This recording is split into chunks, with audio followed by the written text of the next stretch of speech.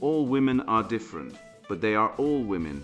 This video is androcentric from a men's point of view and is presented as opinion, commentary, and debate. Expressing opinions is not violence. These are ideas to challenge, question, and argue in public, because classical liberalism relies on the First Amendment for its dialectic. If you are a feminist, then consider this. If patriarchy truly existed as claimed, feminism could not. And if all men are trash and women are equal to men, then what are we to conclude? Women will die for their children. Men will die for their wives and children, and God chose to die for all mankind. Authority rolls up with responsibility. If this framing of facts offends you, click off to a cute cat video. Proceeding further will expose you to gamma bias and criticism directed at ideas, claims, institutions, not at any individual's virtue or dignity. Our method follows the 7 liberal arts, the trivium, grammar, logic, rhetoric, and the quadrivium, arithmetic, geometry, music, and astronomy, and the transcendentals, the good, true, and beautiful. If this framework is not for you, feel free to exit now. It's no disgrace. Women are wonderful. God bless America. Men are great. Feminismus delendus est. Ignite your comedy. The step-by-step guide to dominate the stand-up scene, written by Conrad Riker. Available now, links in description. The taxation of the womb's shadow. How Dr. Winona conjured a demon to steal your paycheck. I watched Dr. Winona strip a man of his children with a vocabulary.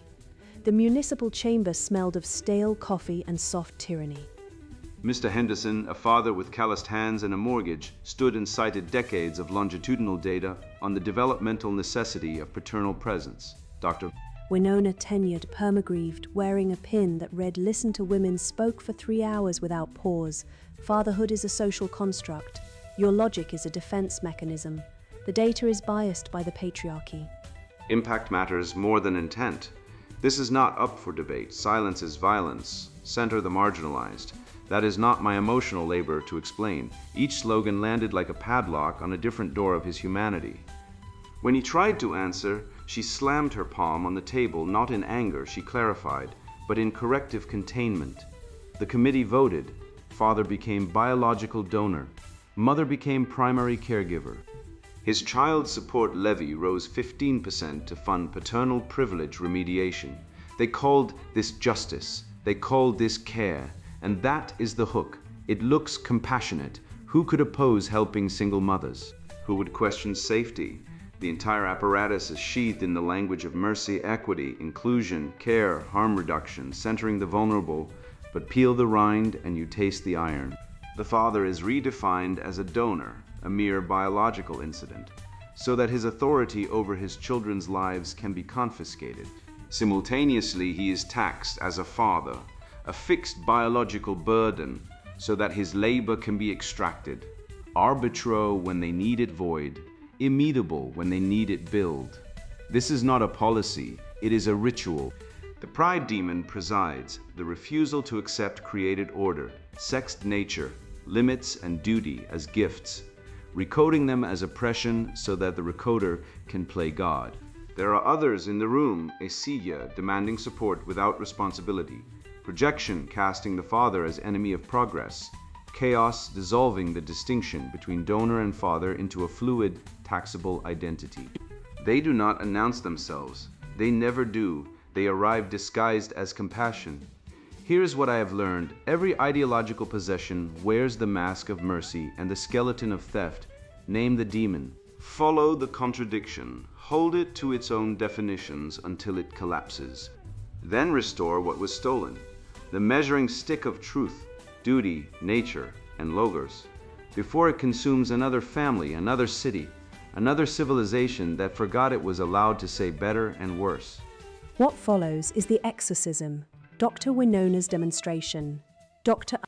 Winona adjusted her lanyard, the one that read Equity Impact Advisor, Level FOI, and surveyed the committee room with the serene authority of a woman who had not been contradicted since the 2016 departmental retreat. She did not sit. Sitting suggested deference to structure. She hovered, one palm flat on the mahogany, the other cradling a reusable mug lettered with the word "listen." in aggressive sans serif. Mr. Henderson had finished speaking. He had used the word biology. He had referenced a longitudinal study from Princeton showing that father absence correlates with a 47% increase in behavioral disorders, a 27% increase in adolescent incarceration, and a 63% increase in teen pregnancy among daughters. He had used the word telos. He had said, "A father is not a donor. A father is a function. You cannot tax a function while abolishing the office." The room had gone tight. Someone's water bottle squeaked. Dr. Winona smiled. It was the smile of a clinician who has identified a resistance pattern. "Thank you, Mr. Henderson," she said. "I want to name what's happening here." She paused. She had learned that pauses land. A pause was not silence. It was holding space for accountability. "What's happening here," she continued, "is that a historically privileged body, a cisgender male body, is experiencing the discomfort of having his structural advantage named. And I understand that discomfort is real. I hold space for it, but discomfort is not harm. Your feelings about this policy are not more important than the material conditions of the marginalized families this committee was constituted to center." She let the word center do its work. It was a verb that implied moral geometry. She was the axis, and he was the circumference. "Fatherhood," she said, and the quotation marks were audible, "as Mr. Henderson has constructed it, as a biological fact, as a natural category, as something with a telos, is itself a product of the very patriarchal episteme this policy is designed to dismantle." She took a sip from her Liston mug. "When we say fatherhood is a social construct, we are not denying that gametes exist. We are saying that the meaning assigned to gamete donorship, the entire architecture of rights, duties, authority, and identity built upon a biological event is not natural. It is political, it is historical. It is, frankly, a story men told themselves to justify their monopoly on public life, property ownership, and the reproductive labor of women." Mr. Henderson opened his mouth. Dr. Winona raised a hand, not aggressively. "Correctively, I want to be very clear about process," she said. "When a member of a dominant group speaks over a member of a marginalized group, that is a microaggression. When a marginalized person refuses to engage, that is self-care. These are not the same. Impact matters more than intent. Your logic may feel neutral to you, Mr. Henderson, because the patriarchy built the university, built the language, built the categories you're using to defend yourself, but what feels like logic to you functions as violence to the communities I serve." She did not specify which communities. Specificity was a tool of the carceral logic she was committed to disrupting. She turned to the committee. "I want to address the slogan stack that Mr. Henderson's allies have been circulating in their informal networks." She paused on the word informal to imply something furtive, conspiratorial, possibly litigable, because I think it's important to deconstruct the rhetorical strategies being used to resist this policy. She clicked to a slide. The slide was titled, "Response to Harmful Narratives." Number 1. Fatherhood is a biological fact. This is a biological essentialist claim that reduces human identity to chromosomal configuration. It is the same logic that was used to justify segregation, forced sterilization, and the gender binary. We reject this framework. Bodies are not destiny. Identity is lived, not assigned. She clicked. Number 2. This policy taxes men for existing. This is a bad faith reframing. The paternal privilege remediation levy is not a punishment. It is a redistributive justice mechanism. Men, as a class, have extracted uncompensated reproductive, domestic, and emotional labor from women for millennia. This levy represents a fractional. Mr. Henderson acknowledgement of that structural debt. To call it a tax on existence is to center male feelings over female material conditions. That is not analysis, that is fragility. She clicked. Number 3. You are redefining fatherhood to extract revenue while removing authority. This is perhaps the most insidious narrative because it contains a partial truth. Yes, we are redefining fatherhood, but it inverts the moral valence. We are not stripping fathers of authority. We are liberating fatherhood from the patriarchal framework that tied it to control, ownership, and dominance. A father who earns his role through care, presence and accountability to community standards, is a father in a way that a biological donor with a legal claim is not. We are not abolishing fatherhood. We are raising the standard. She did not notice, or pretended not to notice, that this was the only sentence she had ever spoken in favor of standards. Now, she said, leaning forward, I want to address the emotional dynamics in this room because I think they're instructive. She looked at Mr. Henderson the way a nutritionist examines a donut. Mr. Henderson, your insistence on data, on definitions, on logical consistency, I want to gently name that as a defense mechanism. Logic, in the context of structural inequality, is not neutral. Logic was designed by powerful men to exclude the voices of the less powerful. When you demand evidence for the lived experiences of marginalized mothers, you are replicating the very epistemic violence this committee exists to disrupt. She paused again. I notice that you have not asked a single question about the experiences of the single mothers this policy is designed to support. I notice that your entire intervention has been about your rights, your authority, your money. And I want to hold that up as an example of what we mean when we talk about male entitlement and paternal privilege. A woman in the third row, a colleague from the School of Social Work, nodded with the mechanical conviction of a congregation member who has heard the sermon before and intends to hear it again next week. I also want to say, Dr. Winona continued, her voice dropping to the therapeutic register she reserved for moral ultimatums, that this is not up for debate. She said it the way a priest says, "This is my body." It was not a proposition, it was a sacrament. The framework of debate assumes two equal parties with equally valid perspectives, but we are not equal parties here. One party represents centuries of structural accumulation. The other represents centuries of extraction. To debate as equals would be to ratify the inequality that made the debate possible. This is why we say silence is violence. Silence in this context is the luxury of those who have never had to fight to be recognized as human. She clicked to a final slide. It read, "The arc of justice is long, but it bends toward equity." What we are doing here, she said, is not radical. It is restorative. We are not inventing a new definition of family.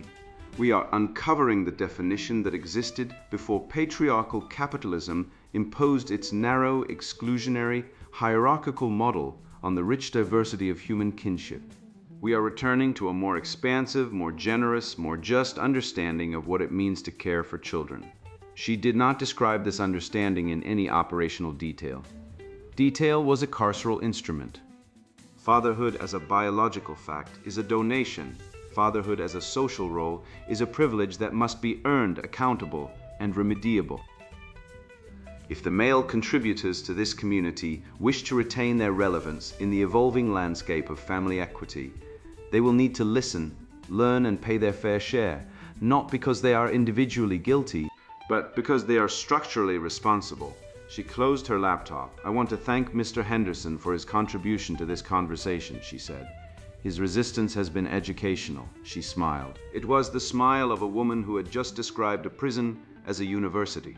The committee voted 7-2. The two dissenters were noted in the minutes as having expressed concerns that were not consistent with the committee's equity framework. Mr. Henderson sat in the parking lot for 40 minutes. He did not cry.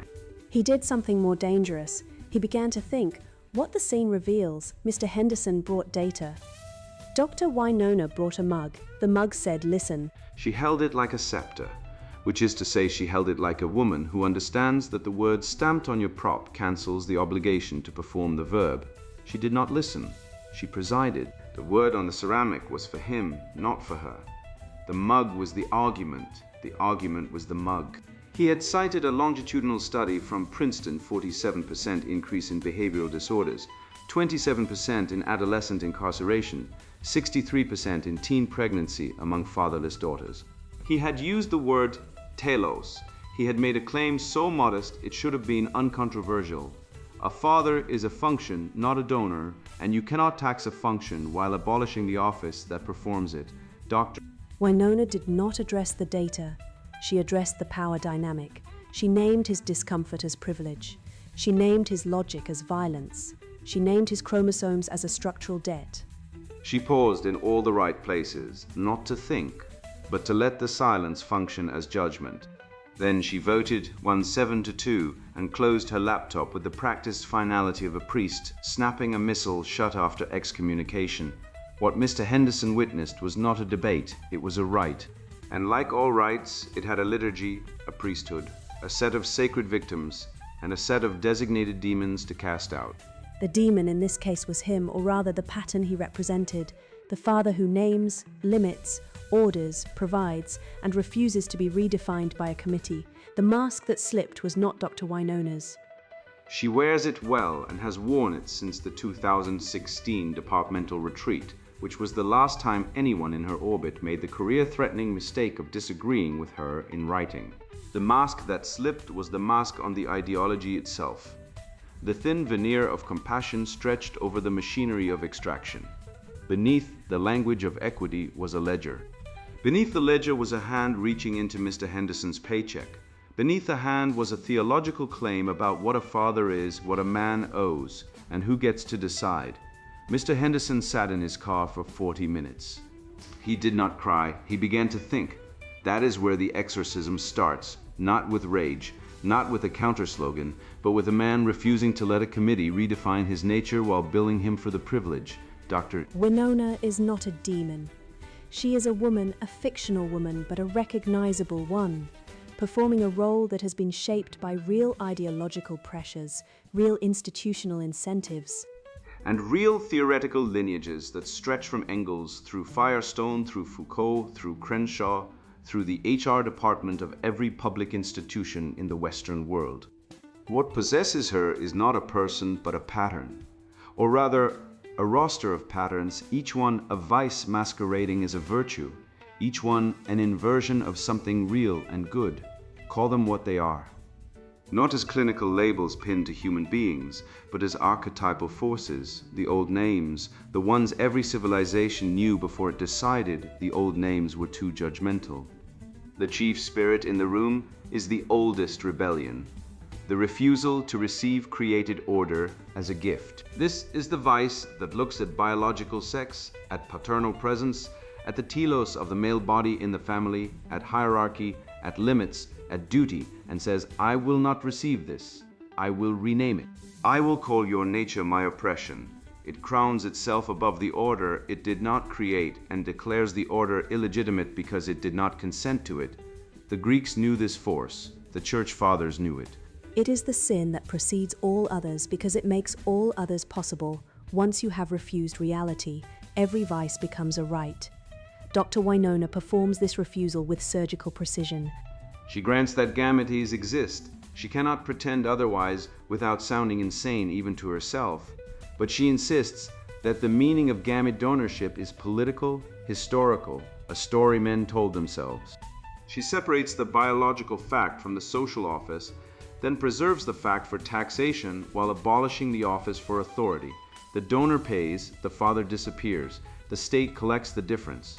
The corresponding virtue is as old as the rebellion, the willingness to kneel before what is given, to accept limits as the grammar of freedom rather than its enemy. A man who receives his nature as a gift does not need a committee to validate it. He does not need a pronoun or a policy or a pin. He knows what he is because he knows what he is for. Protection, provision, naming, ordering, transmission. The rebellion calls this prison. The man who has tried both calls it a spine. Alongside this chief rebellion sits the spirit of refused duty, the soul's refusal to take up the burden that gives life its shape. This is not laziness in the ordinary sense. It is something more insidious, the demand for support without authority, for provision without sacrifice, for the fruits of the office without the yoke of the office. Dr. Wynona demands that men fund a system that strips them of the title father while billing them for the biological fact of paternity. She calls this justice. It is the precise moral geometry of a child who wants the allowance without the chores, elevated to institutional scale. The virtue that answers this refusal is the one every apprentice, every soldier, every father knows by feel. The willing acceptance of voluntary burden, the discipline of routine, the craft of showing up when showing up costs something. Diligence is not glamorous. It does not wear a pin. It does not hold space. It holds a job, holds a child, holds a standard, holds a line. The man who carries his duty does not need to perform his virtue on Instagram because his virtue is visible in the people he has formed. Then there is the spirit that takes its own shadow and throws it outward, that finds the hated inner thing and paints it on someone else's face. Dr. Winona is terrified of irrelevance. She knows at some level she cannot afford to examine that her entire authority rests on a grievance apparatus that requires fathers to be villains. If fathers are necessary, her expertise is decorative. If the family functions without her intervention, her salary is a parasitism. So she projects. The father becomes the oppressor. The committee becomes the liberator. The tax becomes the remedy, and her own desperate need for relevance becomes Mr. Henderson's structural debt. The remedy is the one Jung prescribed, and every honest tradition prescribes. Self-knowledge, confession, shadow integration, accurate blame. Name the fear, name the insecurity. Ask whether the anger is at the system or at the self. A woman who has done this work does not need to wield lived experience as a weapon because she has examined her experience rather than merely living inside it like a fetus in an amniotic sac of unprocessed grievance. The fog spirit comes next, the anti-logos that dissolves names, distinctions, definitions, and boundaries until no one can say what anything is. Father, donor, provider, caregiver, doctor. Winona conflates them, separates them, recombines them, depending on which configuration maximizes extraction while minimizing accountability. The word father means a biological fact when she needs to assign a tax. It means a social construct when she needs to strip authority. It means whatever she needs it to mean in the sentence she is currently speaking, and it means something different in the next sentence. This is not nuance. It is grammar deployed as a weapon of war. The answer is grammar deployed as a weapon of peace. Definition, clarity, named terms, law. A civilization that cannot say what father means cannot say what family means, and a civilization that cannot say what family means cannot survive. The Logos does not apologize for drawing lines. Drawing lines is what the Logos does. In the beginning was the Word, and the Word divided light from dark, water from land, male from female, one day from the next. Division is not violence. Division is the prerequisite of order, and order is the prerequisite of everything worth having. Wrath appears next, wearing compassion's clothes. Dr. Winona slams her hand on the table, not in anger, of course, but in corrective containment. She invokes safety to silence data. She calls disagreement violence and then uses the accusation of violence to justify actual administrative force against the dissenter. This is rage cosplaying as care, and it is the most dangerous spirit in the room because it is the one most likely to burn the building down while insisting it is keeping the building warm. The mean between servile sulking and uncontrolled fury is clean anger, the anger of a man who sees injustice, names it precisely, and channels it into disciplined action rather than theatrical performance. Clean anger does not slam tables. It does not invoke safety to avoid scrutiny. It asks questions. It demands evidence. It follows the argument where it leads and does not flinch when the argument leads somewhere the committee did not authorize. Finally, the spirit of moral status performance, the vice that lives for the display rather than the practice, the pin rather than the listening, the slide deck rather than the deed. Dr. Winona wears listen on her mug while speaking for 3 hours without interruption. She performs humility through vocabulary. I hold space, I center, I name what's happening. Each phrase is a curtsy designed to draw attention to the curtsy. The virtue has been replaced by the performance of the virtue, and the performance is the only thing the room is allowed to see. The remedy is modesty, not the false modesty of the self-deprecating power broker, but the real discipline of letting your work speak while your mouth rests. A woman of genuine authority does not need to announce that she is holding space. The space is held by the weight of her argument, not by the volume of her self-descriptionation. Every slogan Dr. Winona deploys is a lock on a door.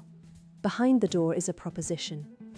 The lock exists so no one opens the door and finds the proposition dead. Take the slogans one at a time and translate them. This is the first exorcism. The demon dies when you make it speak plainly. fatherhood is a social construct, not a biological fact. Translated, fatherhood is arbitrary, therefore disposable, therefore taxable at the discretion of whoever holds institutional power. But note the equivocation. The word father does double duty, biological donor, when the invoice arrives, social fiction when the authority is revoked. Which is it? It cannot be both. If the biology is real enough to generate a debt, the office is real enough to generate a right. If the office is a fiction, the debt is a fiction too. Dr. Winona wants the ontological status of a natural law when it produces revenue, and the ontological status of a novel when it produces authority. The trick is the switching. Kill the switching and the trick dies. Your logic is a defense mechanism. This is a Kafka trap. The act of defending yourself is offered as proof of your guilt. If you stay silent, your silence is violence. If you speak, your speech is a defense mechanism.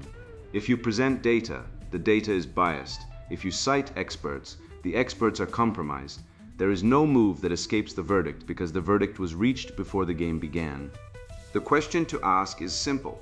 Is there any evidence that would change your mind? If the answer is no, the speaker is not making a claim. She is issuing a decree. Decrees are not arguments. They are power wearing arguments' clothes. Impact matters more than intent. Translated, you are guilty not of what you did, but of how someone felt about what you did. This collapses the distinction between harm and offense, between injury and emotion, between an objective violation and a subjective reaction. It also creates an unfalsifiable standard. There is no way to prove your words caused no harm because the harm is defined entirely by the claimant's report. And the claimant has every incentive to report harm to win the argument. The question, if I intended kindness and you experienced harm, what standard do we use to determine whether harm actually occurred? Without an objective standard, the claim reduces to whatever I feel is real, and whatever you feel is a defense mechanism. That is not ethics. It is solipsism with a committee vote. This is not up for debate. Translated, the conversation ends where your cross-examination begins. This is the strongest tell that the position cannot survive examination. If the position were sound, debate would be welcomed as an opportunity to demonstrate its soundness. The refusal to debate is the confession that the position will not hold under pressure. Silence is violence. Translated, your refusal to affirm my thesis is itself aggression. This inverts the moral order so completely that it would make Orwell blink. Silence is the precondition of thought. Forced speech is the instrument of every totalitarian regime in recorded history. To call silence violence is to call breathing theft. The question, is there a difference between refusing to affirm a proposition and committing an act of aggression? If the answer is no, then every person who has ever withheld applause is a criminal, and the word violence has been drained of meaning, which of course is the point. Center the marginalized voices. Translated, authority flows from victim status, not from competence or evidence. This creates an epistemic hierarchy in which the more oppressed you claim to be, the more your claims are insulated from challenge. The result is a competition for victim rank, an arms race of suffering in which the winner is whoever can stack the most identity axes into a single biography.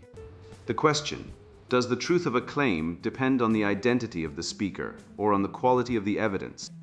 If identity determines truth, then a white male scientist and a marginalized activist making contradictory claims cannot be adjudicated by evidence, only by rank. That is not knowledge. It is a caste system with a megaphone. That is not my emotional labor to explain. Translated, I demand you agree with a thesis I refuse to articulate or defend. This is the most contemptuous slogan in the stack because it treats the listener as a project rather than a person. It assumes that disagreement is a failure of the speaker's education rather than a failure of the argument's coherence. The question, if you refuse to explain your position, on what basis do you demand assent?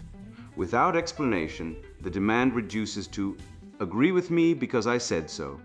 That is the logic of a toddler, and it should be treated with the same patient firmness. The trick works because the slogans are designed to terminate thought, not advance it.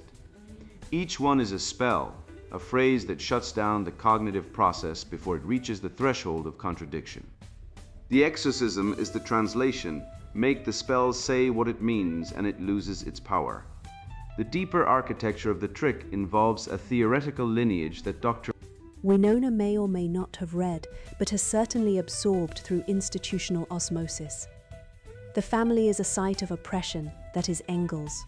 The personal is political, that is Hanisch. Domestic labor is exploitation, that is Federici. Biology is a discourse, that is Foucault. Identity axes determine epistemic authority, that is Crenshaw. Male behavior is socially constructed pathology, that is Kimmel and Connell. None of these thinkers are cited in the committee meeting. They do not need to be. Their assumptions have been distilled into the water supply of every accredited institution, every HR training, every equity impact statement. The synthesis produces a single theological claim: sex is war, fatherhood is oppression, male duty is privilege, female autonomy is absolution, and the state is the substitute husband.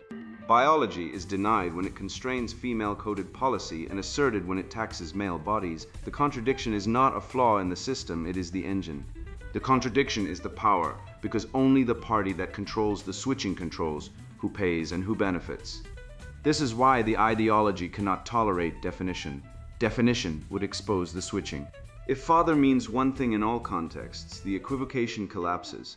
If the office generates rights as well as duties, the extraction becomes visible as extraction rather than justice.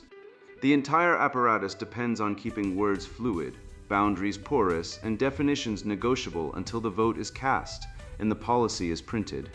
Virtue does not argue with fog. It lights a lamp and watches the fog retreat. The first lamp is definition. A father is not a donor. A donor contributes genetic material and walks away. A father contributes his name, his authority, his discipline, his provision, his presence, his word, and his body, not once but daily, for decades, in ways that no committee can replicate and no tax can replace. The word father comes from the Latin pater, which gives us patrimony, inheritance, patron, protector, patience, the willingness to endure for the sake of the child, and pattern, the form the child imitates. The father is the pattern giver. Remove the pattern and the child does not become free. The child becomes formless, and formless children do not flourish. They fill the prisons, the clinics, and the statistics that Mr. Henderson cited and Dr. Winona refused to hear. The second lamp is distinction. Abuse does not abolish authority, it corrupts it. A father who fails is not an argument against fatherhood any more than a surgeon who botches an operation is an argument against surgery. The answer to bad fathers is better fathers, not no fathers. The answer to paternal failure is paternal virtue, discipline, sacrifice, presence, faithfulness, not a state apparatus that collects the paternal wage while abolishing the paternal office. That is not remedy. That is organ theft dressed in policy language. The third lamp is the standard itself. A standard is not cruelty, it is a ladder. It tells the young where to climb, the weak what to train, the institution what to protect, and the soul what is worth becoming. Lowering the measure does not lift the person. It tells the person that the climb is unnecessary, that the training is optional, that the formation is negotiable, and that the world will adjust itself to accommodate whatever they bring or fail to bring. This is not compassion. It is sabotage wearing compassion's face. Compassion without correction is disguised contempt because it tells the person you cannot improve, so I will destroy the standard that reminds you of what you could be. The fourth lamp is reciprocity. Duty without authority is servitude. Authority without sacrifice is tyranny. Dr. Winona's policy imposes duty while stripping authority. It demands the paternal contribution, financial, biological, social, while denying the paternal right to define, order, name, and protect. This is not justice. It is the precise moral structure of a plantation. The labor belongs to the master, the fruit belongs to the master, and the laborer exists to be extracted from. The question any honest person must ask: if you demand I fulfill the duties of fatherhood, on what grounds do you deny me the rights of fatherhood? Without an answer, the policy stands revealed as extraction, not justice, not equity, not compassion. Extraction. The Socratic method is the central instrument of the exorcism, because it does what the slogans are designed to prevent. It asks questions, not rhetorical questions, real questions, questions that require real answers, questions that expose the proposition behind the incantation. Begin with definition. What do you mean by father? If Dr. Winona answers a biological donor, then the office of fatherhood, the naming, ordering, protecting, initiating has no bearer. The child has no pattern giver. The state must supply one. The state has no pattern to give. The state has forms, procedures, levies, and social workers. None of these is a father. If she answers a social role earned through care, then the biology is irrelevant to the role, and the tax on biological paternity is unjustified. You cannot tax a man for a social role he has not earned and does not hold. If she answers both, then the contradiction stands exposed.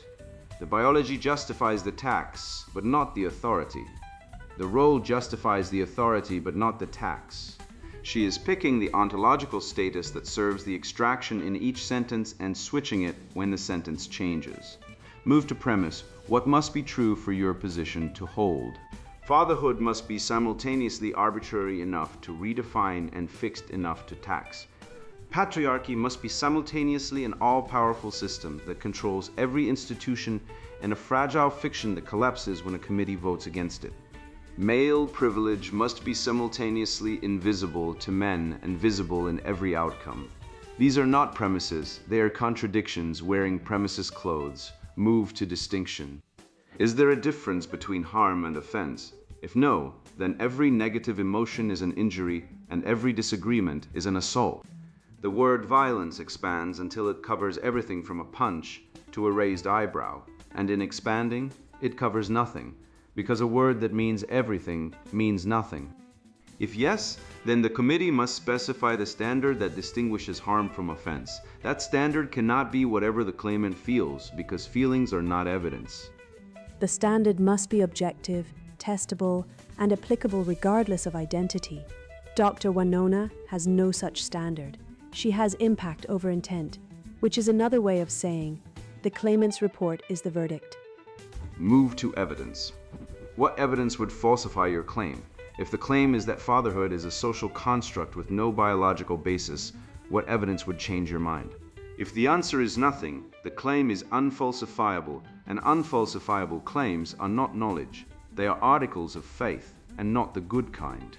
The good kind of faith, the kind that built cathedrals, hospitals, universities, and the legal tradition Dr. Winona is dismantling, is faith in something that reason cannot fully grasp, but can partially verify.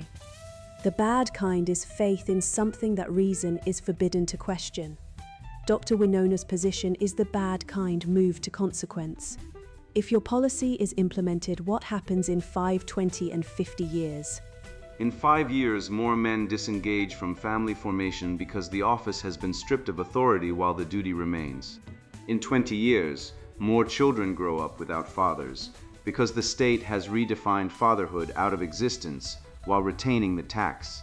In 50 years, the civilization that implemented this policy has lower fertility, higher crime, weaker families, more state dependency, less trust, less competence, and less beauty because it dismantled the institution that produces all of these things and replaced it with a committee and a mug. Move to incentive. Who benefits from this redefinition? The state gains revenue and clients. The committee gains authority and headcount. The experts gain contracts and relevance. The activist gains status and moral credentials. Who pays? The father pays in wages. The child pays in fatherlessness. The mother pays in state dependency. The taxpayer pays for the apparatus. The civilization pays in continuity. The incentive structure is not hidden. It is the policy. Move to self-application. Would you accept this logic if the roles were reversed? If a committee of men redefined motherhood as a biological burden and voted to tax women for their reproductive capacity while stripping them of maternal authority, would you call that justice or tyranny? If the answer is tyranny, then the logic is not universal. It is a weapon aimed at one sex and dressed in the language of equality. A principle that only works in one direction is not a principle. It is a grievance with a gavel. Move to contradiction. If fatherhood is a social construct, on what authority do you tax it as a biological fact? This is the question the entire ritual is designed to prevent. It exposes the switching. It makes the equivocation visible. It forces the speaker to choose. Either the biology is real enough to ground the office, in which case the office has rights the committee cannot revoke, or the office is fictional, in which case the tax is fictional too. There is no third option. The demon lives in the third option. Exercise the third option and the demon has nowhere to stand. The rainbow was a covenant sign. After the flood, after judgment, after the destruction of a civilization that had dissolved its own standards, the rainbow appeared as a promise that the order would hold, that the seasons would cycle, that seed time and harvest would continue, that the world would not be returned to chaos. It was a sign of restraint, God restraining his own judgment, humanity restraining its own appetite, the covenant binding both parties to an order neither could renegotiate unilaterally. The ideology has captured this symbol and inverted it. In Dr. Winona's liturgy, the rainbow is not restraint but appetite. It is not covenant but dissolution. It is the sign that says every boundary is negotiable, every standard is oppression, every distinction is violence, every limit is a wall to be smashed. The inversion is not accidental, it is theological. It is the same spirit that looked at created order and said, I will not receive this, I will rename it. I will call it my chains.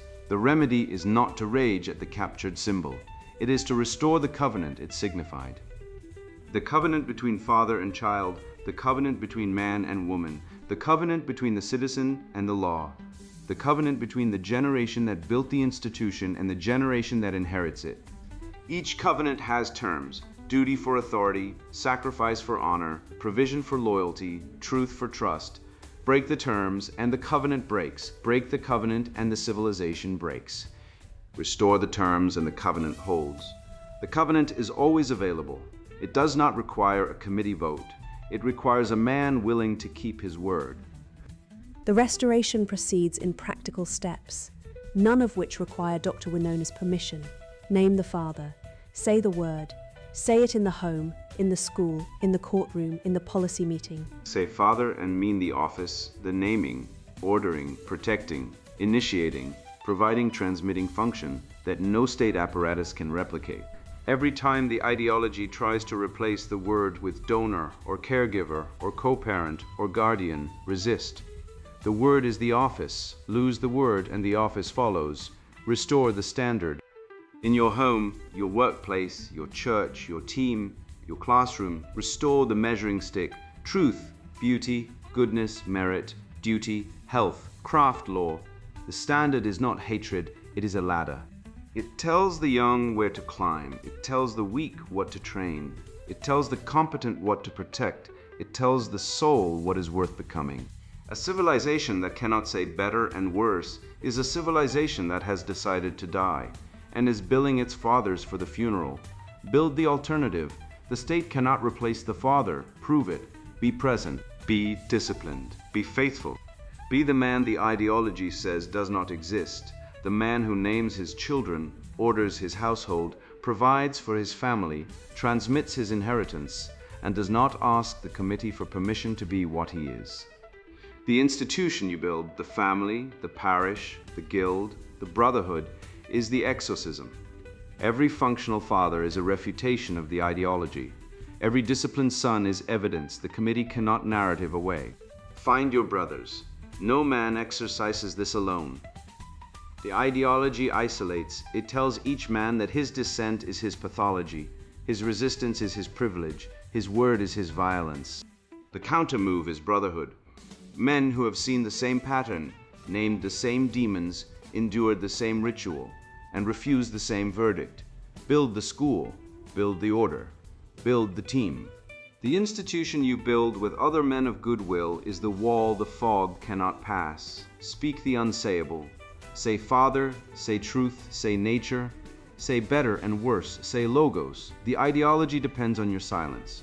Your speech is the exorcism, not because speech is magic. The ideologues believe that, which is why they call your words violence, but because speech is the vehicle of logos, and logos is the ordering principle that every chaos spirit must ultimately answer to.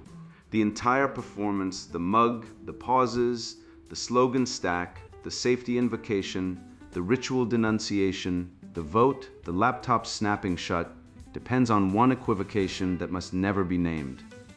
Name it, and the performance collapses. Dr. Winona claims fatherhood is a social construct to justify its devaluation. She claims fatherhood is a biological burden to justify its taxation. She needs the flexibility of a fiction and the weight of a fact, switching between them at the speed of a committee vote. The detonation is a single question, and it is the question Mr. Henderson should have asked before he sat in his car for 40 minutes, though the 40 minutes of thinking were not wasted, because they led him here. If fatherhood is merely a social construct, on what authority do you demand I pay for it as if it were a biological law? There is no answer that survives the question. If fatherhood is a construct, the tax is a fiction. If fatherhood is a law, the office has rights. The committee cannot have both. The ideology cannot survive the choice. The ritual cannot proceed once the switching is exposed. The measuring stick is restored, the ladder stands, climb one rule to carry. I have watched every demon in this book die the same way. Under definition, the moment you lock the word compassion, safety, equity, father, you find the vice hiding inside the stolen virtue. Then you ask, who pays? What standard fell? What fruit remains? The ideology cannot survive its own premises held to its own face. Pride calls a ladder a wall because pride cannot climb. That is the whole diagnostic, and it has never failed me. So here is your one rule. When the slogan rises, do not match its heat, demand its definition, trace its cost, and ask the detonating question that reveals who owns the shadow. Then do the harder thing. Practice the actual virtue they counterfeited. Build the thing they could not name. A standard held against your own chest before it is held against another's face. That is the exorcism. Everything else is noise wearing a conscience. Sponsored book, Ignite Your Comedy, the step-by-step guide to dominate the stand-up scene. Comedy isn't therapy, it's warfare. I learned this the hard way after my first 5 years bombing in clubs, where audiences treated me like background noise for their dating app swipes. You felt it too, that searing humiliation when a crowd laughs at you, not with you, while some sanctimonious comic in a Love Wins shirt steals your punchlines and applause. This book exists because I crawled out of that gutter using strategies you won't find in soft-serve follow-your-bliss comedy guides. If you're tired of being the beta male of the mic, Ignite Your Comedy is your field manual for total dominance. Modern comedy is a minefield of fake wokeness and diluted talent. While others peddle vulnerability as strength, I reverse-engineered why 78% of top-earning comedians are men who weaponize primal humor instincts. Through trial, error, and studying everything from chimpanzee dominance, hierarchies, to Navy SEAL trauma humor, I cracked the code. You learn how to hijack crowd psychology with the red pill joke formula, turn hecklers into punchline fodder, and monetize your sets like Tom Segura's 200-show-year grind. This isn't about finding your voice, it's about forging a weapon. Let's be clear, this book isn't for everyone. If you think gender roles are a social construct or believe comedy should elevate marginalized voices, close this now and go knit a gender-neutral sweater. But if you're a rational man who sees the stage as a gladiatorial arena, a place to assert authority, profit from unfiltered truth, and leave audiences addicted to your wit, these pages are your cheat code. You'll discover how Patrice O'Neal commanded rooms through vocal pitch alone, why Louis C.K. resurrected his career by ignoring scolds, and how to legally steal jokes while building a Patreon army of paying fans. The data doesn't lie. MIT studies prove male comedians peak later and earn more. Club owners book headliners who trigger visceral reactions, not polite golf claps. I'll show you how to weaponize biology, lower that voice economics. 200 shows equals fuck you money, and even controversy. Partner with anti-woke media to turn mics into cash flow and crowds into cults. Your competitors aren't reading this. They're too busy begging for validation. You have two choices: keep bombing as the world laughs at your compliance, or master the dark arts of comedy dominance. The exit ramp to empire starts here. No kittens were harmed in the making of this book, but your career. That's fair game. Ignite your comedy. The step-by-step guide to dominate the stand-up scene, written by Conrad Riker. Buy now. Links in description.